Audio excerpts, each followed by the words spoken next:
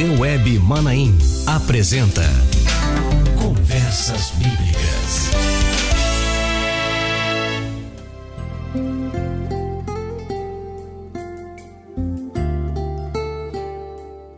Irmãos, a paz do Senhor. Estamos começando mais uma edição do programa Conversas Bíblicas. Temos estado juntos todas as quintas-feiras ao meio-dia, através da Rádio Manaim, TV Web Manaim, a Rádio Manaim FM de Dionísio 100,3 e também pelo Facebook da Rádio Manaim. Muitos irmãos têm nos acompanhado ao vivo, temos tido uma grande audiência no programa Conversas Bíblicas, o que para nós é uma alegria, sobretudo pela oportunidade que você tem de conhecer mais acerca daquilo que o Senhor traz para nós através da sua palavra, como ensino e como direção para as nossas vidas. E o tema que nós vamos abordar hoje, que começamos na semana passada, é dízimo. E de forma especial nós vamos abordar hoje o dízimo e a graça. E mais uma vez, para tratar deste assunto, contamos com a presença do pastor Antônio Carlos Oliveira, que está conosco. Pastor Antônio Carlos, paz do Senhor, Deus abençoe. É uma grande alegria tê-lo conosco aqui mais uma vez. Alegria também, a paz do Senhor a todos. Muito bem, vamos então entrar imediatamente nesse assunto, que é um assunto de grande importância para nós. Desde a semana passada, muitos irmãos têm assistido e comentado acerca daquilo que têm aprendido sobre o dízimo. E o dízimo como uma experiência com o Senhor, como uma experiência de fé, como algo resultante da operação do Espírito Santo nas nossas vidas. E nós vamos dar sequência e como texto base para este programa, essa edição do programa Conversas Bíblicas, nós vamos ler a palavra de Deus no livro, na carta aos Filipenses, no capítulo 4, verso 19, que diz assim: O meu Deus, segundo as suas riquezas, suprirá todas as vossas necessidades em glória por Cristo Jesus. Pastor Antônio Carlos, na semana passada nós vimos de maneira clara a experiência do dízimo no Velho Testamento, na vida de Abraão, inclusive antes da lei, do período da lei. Mas agora nós estamos vendo a experiência do dízimo, vamos ver a experiência do dízimo no Novo Testamento, no período da graça. Que relação que nós podemos fazer entre o dízimo e o período da graça? Bom, em primeiro lugar, como o assunto tem umas certas complexidades, eu gostaria de dizer o seguinte: você acabou de mencionar um assunto importante. Embora que Abraão estivesse, vamos dizer assim, na contagem dos livros da Bíblia no Velho Testamento, o Velho Testamento, que é a antiga aliança, não tinha sido feita ainda, porque a aliança foi feita com Moisés. Então Abraão ainda viveu fora da lei, ou seja, Abraão viveu na graça, como nós, tá certo?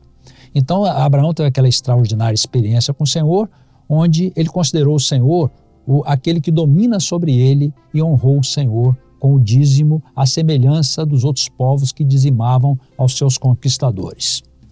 Muito bem, então no Velho Testamento, para falar do Novo, nós temos que passar pelo Velho. No Velho Testamento era a lei. Agora, observe que o Velho Testamento, a carta aos Hebreus, que nós mencionamos na edição anterior, fala de atos sacerdotais, de ministrações sacerdotais, e menciona a tribo de Levi recolhendo os dízimos dos irmãos. Mas acontece, e menciona também, que o Velho Testamento, a lei, é sombra dos bens futuros. Como explicaria isso com mais facilidade? Moisés era a única pessoa que falava com Deus. Deus só falava com Moisés. Moisés sobe ao monte, fica lá 40 dias e 40 noites. E volta com a lei. E volta com o plano do tabernáculo. E o Senhor disse a ele: faz tudo conforme o modelo que viste no monte. Perguntas: onde estava Moisés nesses 40 dias e 40 noites? E qual foi o modelo que ele viu no monte? Na verdade, ele foi levado à eternidade. Ele viu lá um tabernáculo que é onde ministra o Senhor Jesus, que é o nosso sumo sacerdote. Ele não viu o tabernáculo da terra. Então Deus manda que ele desça e construa um tabernáculo na terra à semelhança daquele que ele viu no monte. O do monte ele é o da eternidade, que foi feito por mãos, não desta criação. E agora o Senhor mandou que ele fizesse um tabernáculo com mãos desta criação. Então vamos dizer assim, tudo do Velho Testamento aponta para a eternidade, de forma imperfeita. Porque aqui, no Velho Testamento, é tudo materializado. Exemplos. O sacrifício era através de cordeiros. Inúmeros cordeiros foram sacrificados para perdão dos pecados, mas apontava para um único sacrifício, que era o sacrifício do Senhor Jesus. Então, as coisas do Velho Testamento correspondem às coisas do Novo Testamento, porque falam direto da eternidade. No Novo Testamento, nós não temos lei. O dízimo é uma lei, mas não matarás também é uma lei. E nós, embora não tenhamos lei, nós entendemos que não devemos fazer certas coisas que estão descritas na lei. Porque com o batismo com o Espírito Santo nós fomos transformados em novas criaturas. E fazemos, pela nova criatura que somos, a vontade de Deus, vontade essa que está expressa na lei de outra forma, de forma material. Então Moisés constrói o tabernáculo. Usou ouro, usou prata, usou tecidos, usou madeira, tudo desta criação, apontando tudo para o tabernáculo que está lá na eternidade. Assim, todas as coisas do Velho Testamento, elas têm um significado na nossa relação no Novo Testamento, inclusive o dízimo. Observe, uma boa observação, Deus é o dono do ouro e da prata. Ele criou o universo inteiro. Ele é grandioso, grandiosíssimo. Ele não precisa de oferta de ninguém, mas ele determinou ao povo, a Moisés, que tirasse uma oferta do povo para construir o tabernáculo. Se ele falasse assim, tabernáculo seja construído, mas ele não fez desse jeito, porque afinal, os servos de Deus estavam sendo provados na presença dele. Mandou que recolhesse a oferta. A oferta foi tão grande que precisou mandar parar, de tanta prontidão que houve do povo em atender diante das maravilhas que Deus estava fazendo. Primeira coisa que foi feita com a oferta, as vestes sacerdotais. A segunda coisa, o tabernáculo. Quando o tabernáculo ficou pronto, 40 vezes Moisés diz assim, fiz como o Senhor mandou. Consagrou o tabernáculo, Deus passou a falar lá de dentro. Ou seja, Deus só falava com Moisés, no Monte Sinai. Mandou que fizesse o tabernáculo com uma oferta. Quando o tabernáculo foi consagrado, Deus passou a falar do tabernáculo com todo o povo de Deus. Ou seja, a oferta, que é material, foi revestido do espiritual, que foi feito pela fé.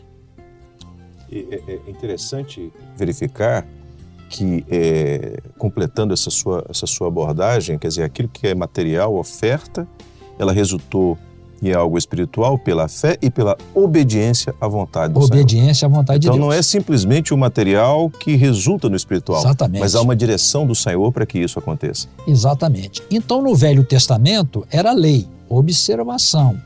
A mesma tribo que ministrava o perdão dos pecados, porque sem perdão dos pecados não tinha acordo com Deus, não tinha acesso a Deus, a mesma tribo era encarregada de recolher as ofertas.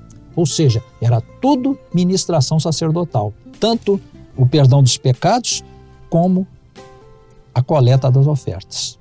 Porque estava tudo relacionado numa obediência e num reconhecimento de que Deus é Deus, de que Deus reinava sobre eles. Então no Velho Testamento era lei, porque se você tomar o conjunto das leis, aquilo mostra o homem que anda segundo a vontade de Deus. Só que ali era lei. Hoje nós fazemos isso pela graça, pelo batismo com o Espírito Santo que nos transformou em nova criatura. Nós fazemos muitas coisas, quase todas as coisas da lei, a não ser aquelas que são assim como exemplos para o Novo Testamento, naturalmente. Tá certo? Então, Velho Testamento era lei. Novo Testamento não tem lei. Você encontra dízimo no Novo Testamento? Você encontra no livro, na carta aos Hebreus, mas normalmente na vida dos Atos dos Apóstolos, você não encontra. Mas essa noção de obediência a Deus e de oferta e de amor a Deus, que é trazido pelo batismo do Espírito Santo, era notório na igreja primitiva. A igreja primitiva tomava tudo que tinha, colocava na mão dos apóstolos, ou seja, eles ofertavam 100%.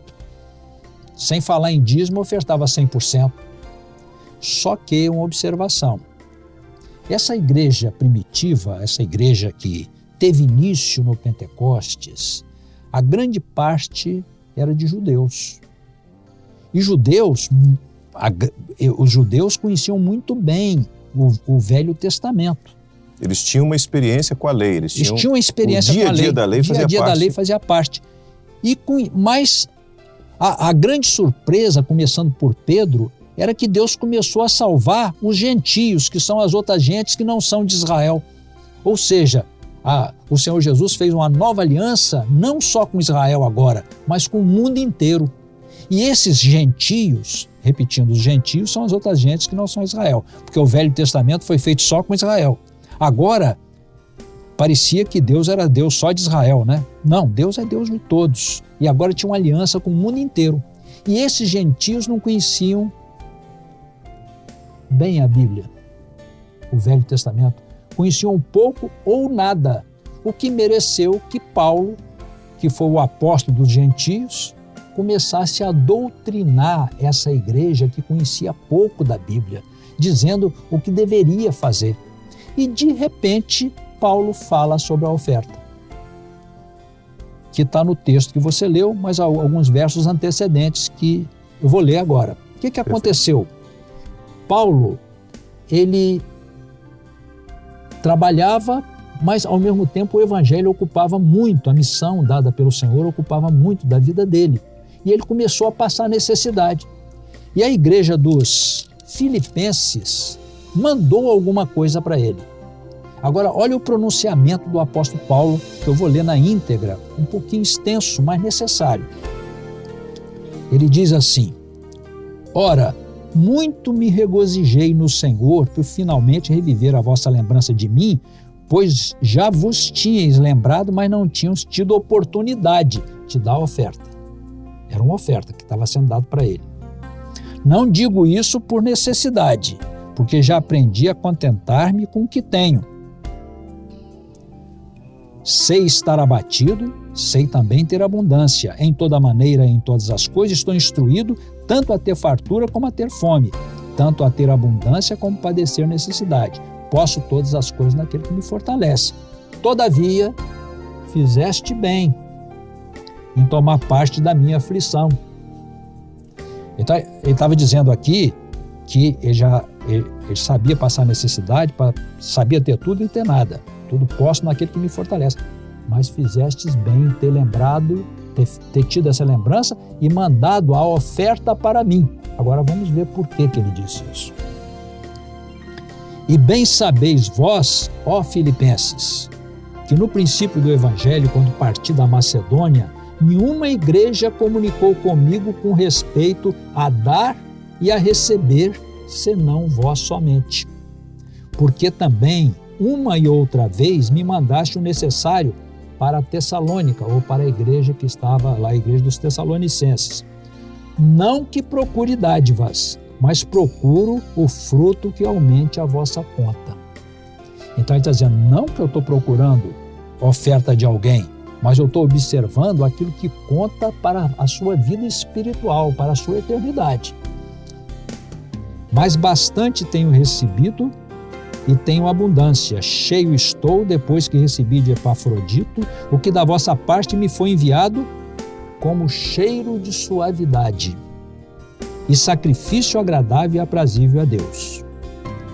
O meu Deus, segundo as suas riquezas, suprirá todas as vossas necessidades em glória por Cristo Jesus. Então, concluindo... Só uma coisa, pastor Antônio Carlos, para os irmãos estarem acompanhando, esse texto que foi lido está no livro A Carta aos Filipenses, no capítulo 4, a partir do verso 10. A partir do verso 10 até o verso 19. Perfeitamente. Então, o Novo Testamento é graça, não tem lei. sou obrigado a dar o dízimo? Não, não é obrigado a dar dízimo, você não é obrigado a nada. Não é verdade? O que fazemos, nós fazemos por fé. A igreja primitiva, que tinha conhecimento da Bíblia, dava tudo. Ela entendeu que os recursos humanos, os recursos financeiros, os recursos seculares, não era nada em função da bênção de eternidade que recebeu. Então ela abriu o coração para dar tudo. Zaqueu deu 50%. A igreja dos Tessalonicenses mandou alguma coisa para Paulo, supriu a necessidade dele. Então no Novo Testamento não tem obrigação de nada, nem de oferta, mas o dízimo é a maior referência bíblica. Eu vou explicar por quê. Eu não aconselho fazer o que a igreja primitiva fazia. Você pegar tudo que você tem e dar. Porque o sistema de vida no passado era agropastoril.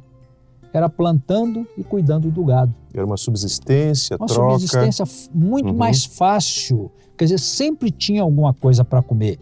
Aí chegava o pastor Josias na minha casa, lá atrás, ele não saía sem uma cesta de laranja, sem uma penca de banana. Ô pastor Josias, vai lá, aqui está uma cesta de frutas para você levar. Fazia com prazer, é muito fácil. Hoje, você tirar R$10 do bolso é difícil, porque o sistema de vida hoje é industrializado. Hoje, nós temos a sombra do desemprego. No Brasil, temos 20 milhões de desempregados. Então, o homem vive dependente de emprego e cada um precisa ter uma reserva. Você tem que pensar no dia de amanhã, tá certo? Então, hoje é muito mais difícil. Aí você pergunta, o que eu devo fazer? Vou fazer igual a igreja primitiva? Não aconselho. Então, eu repito dizendo que a maior referência bíblica é o dízimo. Eu recomendo que você faça isso, mas não faça só isso. Que acompanhe, acrescente a isso a generosidade. Ou seja, cada um de nós, além de aquele que entender, que achar que compreendeu a palavra, que vai fazer isso por fé, entendeu que Deus domina sobre você, a maior referência bíblica é o dízimo. Acho que pelo menos isso, o servo que entender, é uma oferta aceitável porque é a maior referência bíblica. Agora, o que eu falo da generosidade? Cada um pode ajudar o seu próximo naquilo que não abala as suas finanças. Outra coisa, tem várias camadas de níveis de vida, né? Você pode pertencer cada um pertence a uma determinada classe. E Deus fez isso assim mesmo, não é? Não é isso que vai contar. O que vai contar é que você pode ajudar alguém na sua generosidade, além da sua oferta, na sua generosidade, sem abalar as suas finanças. Então essa generosidade é própria do servo de Deus. Por que Zaqueu deu 50%? Porque ele recebeu uma bênção muito superior aos recursos materiais. E Paulo também fala que essa graça, ela precisa haver entre os servos de Deus. Então, no Novo Testamento, não é obrigado a nada. Você procurar aqui, tem que dar o dízimo? Não tem que dar nada. Mas a maior referência é o dízimo. E o servo comparece com a sua oferta, a exemplo de Abraão, que honrou o Senhor pelo fato de o Senhor ser aquele que concede ao servo todas as bênçãos, inclusive a saúde, inclusive a pacificação dos seus termos, os livramentos e tudo mais, como sendo o nosso Deus. Glória a Deus. Essa edição do programa, aliás, esse tema que nós estamos abordando do programa Conversas Bíblicas tem se tornado verdadeiras aulas para nós, no sentido da compreensão de algo que é um tema difícil até de ser abordado, né? E aqueles que conhecem a experiência diária da Igreja Cristã Maranata sabem disso, o cuidado que há em tratar desse tema, mas de maneira clara e detalhada está sendo trazido, esse tema está sendo abordado para que você saiba exatamente o que é a experiência do dízimo como parte da sua experiência pessoal com o Senhor. Pastor Antônio Carlos, por favor. Para encerrar, para aquele que entende, o dízimo é meio de graça, porque você está honrando ao Senhor pelas bênçãos que Ele está te concedendo. você tem a proteção, o servo tem a proteção do seu Deus. E ele honra o Senhor com sua oferta, a exemplo de Abraão. Então, você recebe bênçãos orando, você recebe bênçãos madrugando, você recebe bênçãos jejuando e recebe bênçãos ofertando também.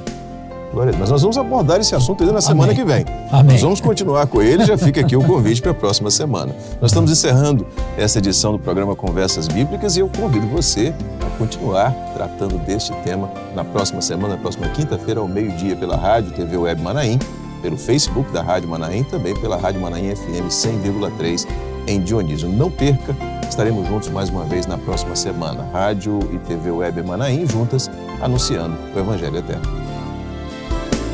Você acabou de assistir na TV Web Manaim Conversas Bíblicas.